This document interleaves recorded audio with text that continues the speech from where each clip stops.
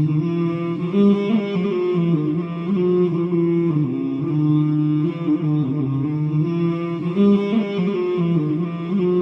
know, people ask me, when you were a teenager at high school, I went to secular schools in Australia. Was I a religious person or not? Alhamdulillah, I was. But it was very difficult. It was very difficult. You know, it's not that easy. You have to be challenged.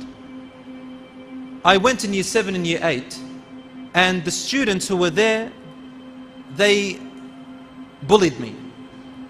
They bullied me because I was talking about Islam. I talked about Islam all the time. The people who hurt me the most were not the non-Muslim ones. The ones who hurt me the most were the Muslim friends.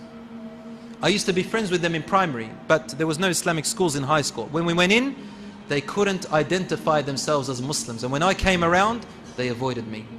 And they even made fun of me. Wallahi, I went through misery.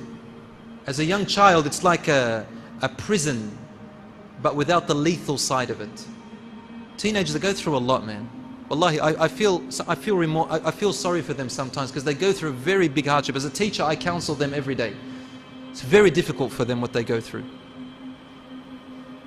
What kept me on the straight, what kept me strong was one thing. My father, he used to teach me so much about the Sahabas of the Prophet ﷺ. And I used to remember them, that what they went through. I used to remember Khubayb and Khabbab ibn al-Arat radiyallahu anhu. Khabbab ibn al-Arat radiyallahu anhu, he was captured by Abu Sufyan when he was still a kafir. And he was tied to a pole, to a tree. And he began to say to him, Ya Khabbab, if you just say, I wish that Muhammad ﷺ was here in my place and I was with my family comfortable at home, I will let you free. Just say it. And Khabbab said to him, I wish that I will be tortured here and not to even hear that Muhammad ﷺ is hurt with a prick of a needle. So he cut off his right arm. He repeated it to him again, and Khabbab repeated the same thing. They cut off his left arm. He repeated the same thing until he cut off his legs, then his nose, then his eyes, then his ears. And in the end, he stabbed him. Then Abu Sufyan looked around and he said, I have never seen people who love their master as much as what this youth loves their master, their prophet. What kind of love is this?